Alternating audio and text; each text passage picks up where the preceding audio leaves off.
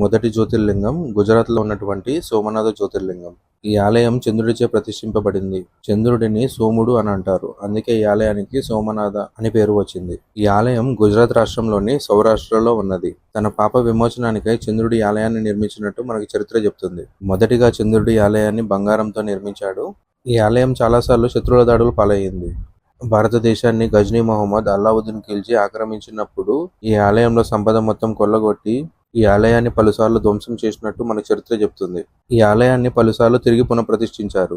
1459లో మహమ్మద్ బెగ్దా ఈ ఆలయాన్ని ధ్వంసం చేసి మసీదుగా మార్చేశారు. 1783లో ఇండోర్ మహారాణి అహల్యాబాయ్ ఈ ఆలయాన్ని పునర్నిర్మించారు. ఈ ఆలయం శిథిలావస్థకు చేరడంతో 1951లో మనకు స్వాతంత్రం వచ్చిన తర్వాత రాజేంద్ర ప్రసాద్ గారు ప్రస్తుతం మనం చూస్తున్న సోమనాథ్ జ్యోతిర్లింగ ఆలయాన్ని నిర్మించారు. గతంలో ప్రజలు కాశీతో సమానంగా ఈ ఆలయాన్ని కూడా దర్శించేవారు. రెండవ జ్యోతిర్లింగం శ్రీశైలంలో ఉన్నటువంటి మల్లికార్జున స్వామి. ఈ ఆలయం మన తెలుగు వారందరికీ తెలిసినదే. ఈ ఆలయం ఆంధ్రప్రదేశ్ రాష్ట్రంలోని కర్నూలు జిల్లాలో నల్లమల్ల అటవీ ప్రాంతంలో ఉన్నది.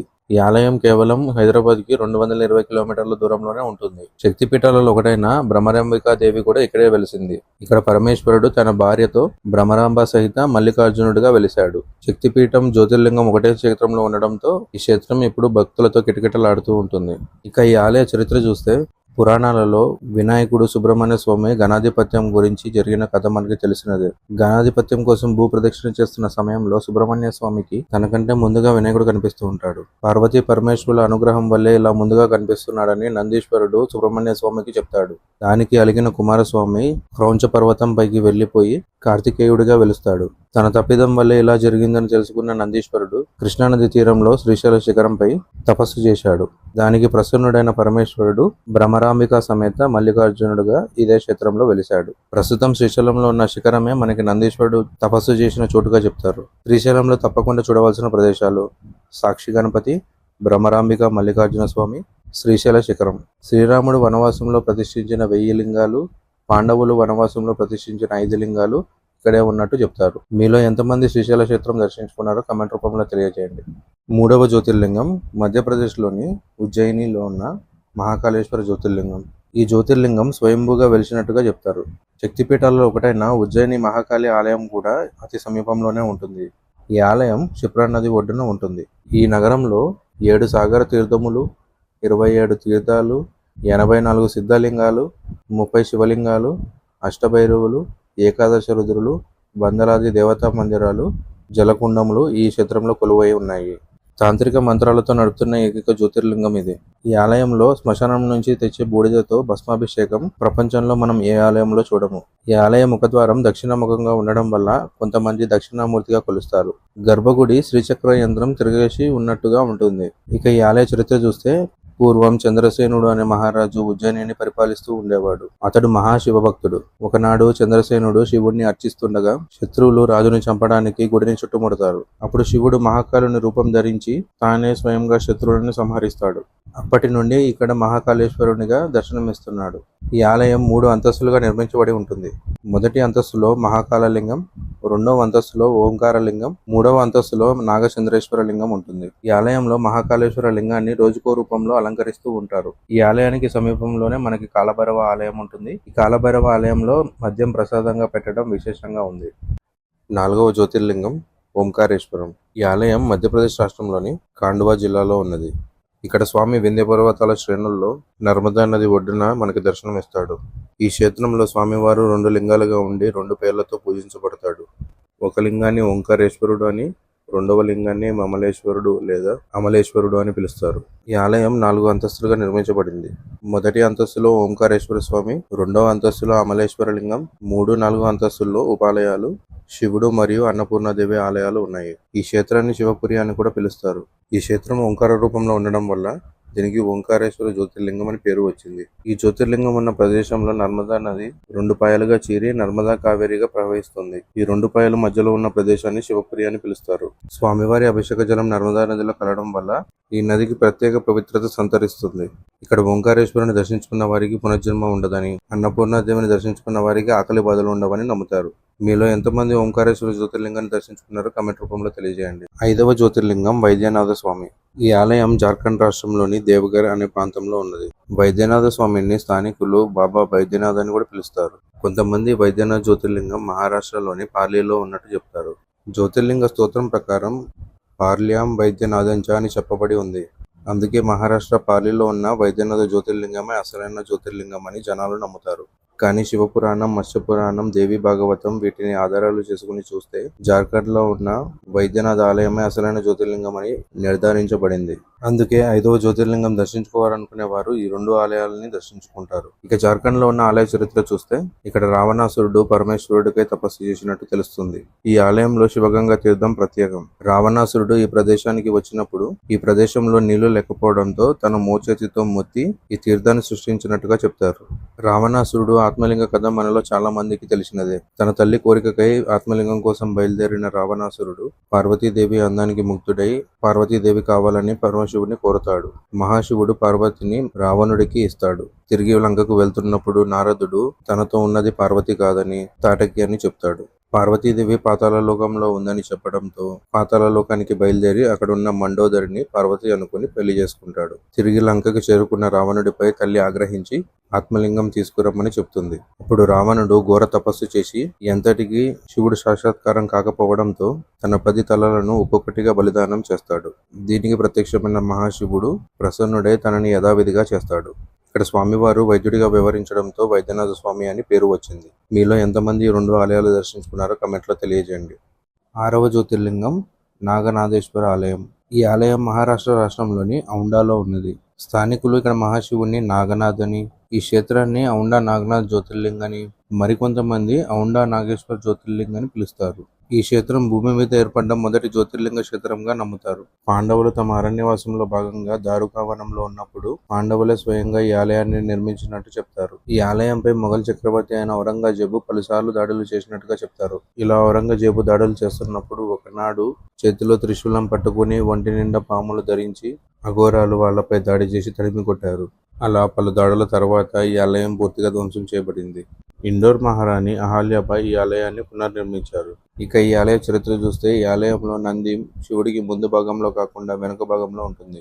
దీనికి కారణం నామ్దేవ్ అనే మహాభక్తుడు ఒకనాడు శివుడు ముందు కూర్చుని పాటలు పాడుతూ ఉంటాడు. ఆలయంలో ఉన్న పూజారులు ఆలయం వెనక్కి వెళ్లి పాడుకోమని చెప్తారు. నామ్దేవ్ వెనక్కి వెళ్లి పాడుతుండటంతో శివలింగం హఠాత్తుగా వెనక్కి తిరుగుతుంది. అందుకే ఈ ఆలయంలో శివుడు వెనుక భాగంలో నంది ఉంటుంది. ఈ ఆలయాన్ని ఎంతమంది దర్శించుకున్నారో కామెంట్లో తెలియజేయండి. 7వ జ్యోతిర్లింగం రామనాథ స్వామి. ఈ ఆలయం తమిళనాడు రాష్ట్రంలోని రామనాథపురం జిల్లాలో ఉన్నది.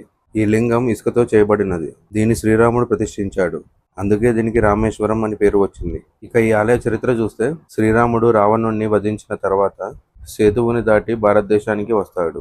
బ్రహ్మహత్య పాతకాన్ని తొలగించుకోవడానికి శ్రీరాముడు కాశీ నుంచి శివలింగం తెమ్మని హనుమంతుడికి ఆజ్ఞాపిస్తాడు. ముహూర్త సమయం దాటుతుండటంతో సీతాదేవి సముద్రంలో ఇసుకలింగాన్ని తయారు చేస్తుంది. దాన్ని రాముడు ప్రతిష్ఠించి పూజలు చేస్తాడు. ఇంతలో కాశీ నుంచి శివలింగాన్ని తెచ్చిన ఆంజనేయుడు కోపంతో ఆ ఇసుకలింగాన్ని తోకతో పెకలించాలని ప్రయత్నిస్తాడు.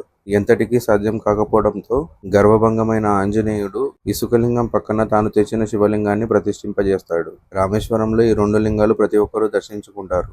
రామేశ్వరంలో 21 బావుల్లో స్నానం చేయడం అత్యంత విశేషంగా చెప్తారు. వీటిలో స్నానం చేయడం వల్ల సమస్త బాధలు పోతాయని చెప్తారు. ఇక్కడ అమ్మవారు పర్వతవర్ధిని దేవిగా కొలువై ఉన్నారు. 8వ జ్యోతిర్లింగం కేదారేశ్వరుడు. ఈ ఆలయం ఉత్తరప్రదేశ్ రాష్ట్రంలోని రుద్రప్రయాగ్ జిల్లాలో ఉన్నది. ఈ ఆలయం చోటా చార్దంలో ఒకటిగా ప్రసిద్ధి చెందింది. హిమాలయ శిఖరంలో మందాకిని నది తీరంలో సముద్ర మట్టానికి సుమారుగా 3500 మీటర్ల ఎత్తులో ఉన్నది. గౌరీకుండ్ నుంచి 14 కిలోమీటర్ల దూరంలో ఉన్న ఈ ఆలయానికి గుర్రాలపై లేక డోలీల సాయంతో వెళ్లాల్సి ఉంటుంది. ఈ ఆలయం సంవత్సరానికి 6 నెలలు మాత్రమే తెరిచి ఉంటుంది. విష్ణుమూర్తి నరనారాయణులుగా కొన్ని వేల సంవత్సరాలు తపస్సు చేసి లోక కళ్యాణార్థం ఈ లింగాన్ని ప్రతిష్ఠించినట్టు పురాణ గాథ ఒకటి ఉంది. పాండవులు ఈ ఆలయాన్ని స్వయంగా నిర్మించినట్టు చెప్తారు. అంతరాలయంలో నేటికి మనకి పాండవులు, ద్రౌపది విగ్రహాలు మనకి ఇప్పటికీ కనిపిస్తాయి. ఆదిశంకరాచార్యులు భారతదేశం మొత్తం పర్యటించి చివరిలో ఇక్కడ సమాధి చెందినట్లు చెప్తారు. 2013లో వచ్చిన భారీ వరదలలో వేలాది మంది చనిపోయారు. ఆ సమయంలో వరద నీటిలో ఒక పెద్ద బండరాయి కొట్టుకు వచ్చి ఆలయ వెనుక భాగంలో ఆగింది. ఈ రాయి వరద తాకిడికి తట్టుకుని ఆలయం ధ్వంసం కాకుండా కాపాడింది. ఈ రాయిని భీమశిల అని అంటారు. అప్పటి నుండి ప్రజలు భీమశిలను కూడా పూజిస్తూ వస్తున్నారు. ఇదే వరద సమయంలో ఆదిశంకరాచార్యులు సమాధి కొట్టుకుపోయినట్టు చెప్తారు. మీలో ఎంతమంది ఈ ఆలయాన్ని దర్శించుకున్నారో కామెంట్ రూపంలో తెలియజేయండి. 9వ జ్యోతిర్లింగం త్రయంబకేశ్వరం. ఈ ఆలయం మహారాష్ట్ర రాష్ట్రంలోని నాసిక్కు సుమారుగా 28 కిలోమీటర్ల దూరంలో త్రయంబక్ అనే ఊర్లో ఉన్నది. ఈ ఆలయంలో శివలింగ పానపట్టం లోతుగా ఉండి 3 చిన్న చిన్న శివలింగాల రూపంలో ఉంటుంది. ఈ 3 లింగాలను బ్రహ్మ, విష్ణు, మహేశ్వరులుగా కొలుస్తారు. గోదావరి నది జన్మస్థలం ఇదే. ఇక ఈ ఆలయ చరిత్ర చూస్తే పూర్వం గౌతమ మహర్షి, అహల్య ఇక్కడే నివసించేవారట. ఒకనాడు ఇక్కడ వర్షాలు లేక పంటలు పండగ కరువు నెలకొంది. దీనితో ఆ ప్రాంతంలో ఉన్న మిగతా ఋషులు వలస వెళ్లడం మొదలు పెడతారు. అది చూసిన గౌతమ మహర్షి తన తపశ్శక్తితో తటాకాన్ని సృష్టిస్తాడు. ఊరిలో ఉన్న ఋషులందరూ ఆ నీళ్లను వాడుకుని పంటని పండిస్తూ తన జీవితాన్ని గడుపుతారు. గౌతమ మహర్షి పేరు పొందడం చూసి కొంతమంది ఋషులు స్వార్థంతో ఒక ఆవుని పంట పొలాలు నాశనం చేయడానికి పంపిస్తారు. పంట పొలాలను నాశనం చేయడం చూస్తున్న గౌతమ మహర్షి దర్పతో ఆవుని కొడతాడు. దానితో ఆవు మరణిస్తుంది. గోహత్య పథకం చుట్టుకున్న వారి ఇంట్లో ఎవరూ భోజనం చేయరు. దానికి గౌతమ మహర్షి ఎంతో బాధపడి మిగతా ఋషులను దానికి పరిహారం అడుగుతాడు. దానికి ఋషులు శివుడి జటాజుటంలో ఉన్న గంగలో స్నానం చేస్తే పరిహారం ఉంటుందని చెప్తారు. దానికి గౌతమ మహర్షి బ్రహ్మగిరి పర్వతంపై శివుడి కోసం ఘోర తపస్సు చేస్తాడు. పరమశివుడు బ్రహ్మ, విష్ణు సమేతంగా ప్రత్యక్షమవుతాడు. గౌతమ ముని తన కోరిక చెప్పడంతో మహాశివుడు తన తల వెంట్రుకతో బ్రహ్మగిరి పర్వతంపై కొట్టి గంగను పారేటట్టు చేస్తాడు. అందులో స్నానం చేసి తన గోహత్య పాతకాన్ని పోగొట్టుకుంటాడు. అందుకే దీనికి గోదావరి అని, గౌతమి నది అని పేరు వచ్చింది. త్రయంబకేశ్వరుని దర్శించుకున్న వారు తప్పకుండా గోదావరి పుట్టిన చోటుకు వెళ్లి దర్శించుకుంటారు. ఈ నీళ్లు తలపై చల్లుకుని స్నానం చేస్తారు. గౌతమ మహర్షి కోరిక మేరకు బ్రహ్మ, విష్ణు, మహేశ్వరులు ఇక్కడ కొలువయ్యారు. మీలో ఎంతమంది ఈ ఆలయాన్ని దర్శించుకున్నారో కామెంట్లో తెలియజేయండి. 10వ జ్యోతిర్లింగం భీమాశంకరుడు. ఈ ఆలయం మహారాష్ట్రలోని పూణేకు 120 కిలోమీటర్ల దూరంలో ఉన్న సహ్యాద్రి పర్వతంపై ఉన్నది. తెలుగు రాష్ట్రాల నుంచి పూణే చేరుకోవడానికి మనకి ట్రైన్స్, బస్సెస్, ఫ్లైట్స్ అందుబాటులో ఉన్నాయి.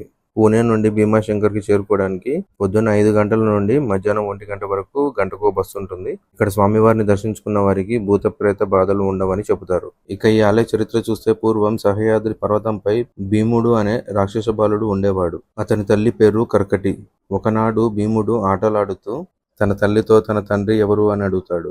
దానితో కర్కటి, నాయన, నా తండ్రి పేరు కర్కటుడు, తల్లి పేరు పుష్క. నన్ను ఎంతో ప్రేమగా పెంచి విరాటుడు అనే దానవుడికి ఇచ్చి పెళ్లి చేశారు. శ్రీరాముడు అరణ్యవాసంలో ఉన్నప్పుడు నా భర్తను సంహరించాడు. ఒంటరిగా ఉన్న నన్ను చూసి రావణుడు తమ్ముడైన కుంభకర్ణుడు నన్ను బలాత్కారం చేస్తాడు. కుంభకర్ణుడి వల్ల నేను గర్భవతినయ్యాను. అయితే రాముడు మీ నాన్నతో పాటు మీ పెదనాన్నను కూడా చంపాడు అని చెప్తుంది.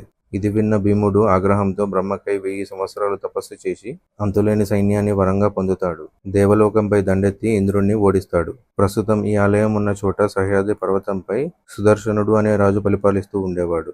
భీముడు ఆ రాజుపై దండెత్తి యుద్ధంలో గెలిచి రాజుని కారాగారంలో వేస్తాడు. రాజు గొప్ప పరమశివుడు భక్తుడు అవ్వడంతో ఆ కారాగారంలో మట్టితో శివలింగాన్ని చేసి పూజిస్తూ ఉంటాడు. దానితో భీముడు ఆగ్రహించి కత్తితో దాడి చేస్తాడు. ఆ కత్తి శివలింగానికి తగిలి ఒక నాటు పడుతుంది. దానికి ఆగ్రహించిన పరమశివుడు తన విశ్వరూపంతో భీముడిని సంహరిస్తాడు. ఈ విషయం తెలిసిన కర్కటి తన కుమారుడికి మోక్షం ప్రసాదించమని పరమశివుడిని కోరుతుంది. తన భక్తురాలైన కర్కటి కోరికను ఒప్పుకుని పరమశివుడు భీమునికి మోక్షం ప్రసాదిస్తాడు.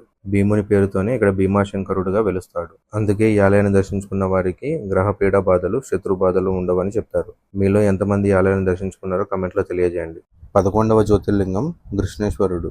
ఈ ఆలయం మహారాష్ట్ర రాష్ట్రంలోని ఔరంగాబాద్కి 30 కిలోమీటర్ల దూరంలో ఉన్న వేరూల్ అనే గ్రామంలో ఉన్నది. ఈ ఆలయానికి చేరుకోవాలనుకునే వారు ఔరంగాబాద్ ట్రైన్ లేదా బస్సులో చేరుకుని అక్కడి నుండి కృష్ణేశ్వర్ చేరుకోవడానికి ఫ్రీక్వెంట్ గా బస్సులు అందుబాటులో ఉంటాయి. ఈ ఆలయానికి సుమారు 3 కిలోమీటర్ల దూరంలో చరిత్ర కలిగిన అజంతా ఎల్లోరా గుహలు కూడా ఉన్నాయి. ఈ కృష్ణేశ్వర ఆలయం దేవగిరి కొండలపై వెలిసింది. ఇక ఈ ఆలయ చరిత్ర చూస్తే పూర్వం ఈ ప్రాంతాన్ని సుదంగుడు అనే రాజు పరిపాలిస్తూ ఉండేవాడు. అతని భార్య పేరు సుదేహ.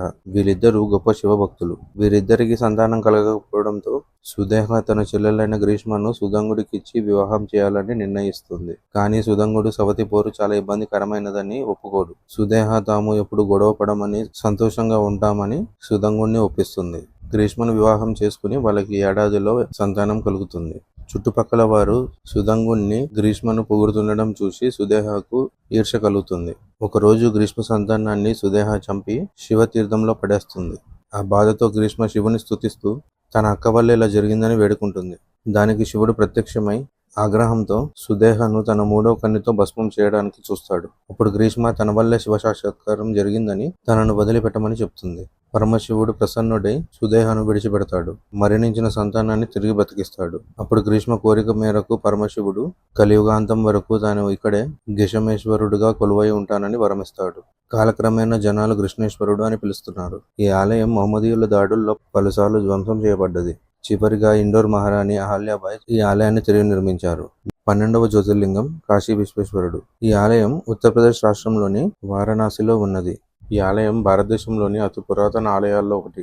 కాశీ విశ్వేశ్వర జ్యోతిర్లింగం ఎప్పుడు ఏర్పడిందో ఎవరికీ తెలియదు. ఈ ఆలయానికి చేరుకోవడానికి మనకి తెలుగు రాష్ట్రాల నుంచి డైరెక్ట్ ట్రైన్స్, ఫ్లైట్స్ అందుబాటులో ఉన్నాయి. ట్రైన్లు ఈ ఆలయానికి చేరుకోవాలనుకునే వారికి సుమారుగా 35 నుండి 40 గంటల సమయం పడుతుంది. ప్రతి హిందువు ఖచ్చితంగా దర్శించుకోవాలనే ఆలయం ఇది.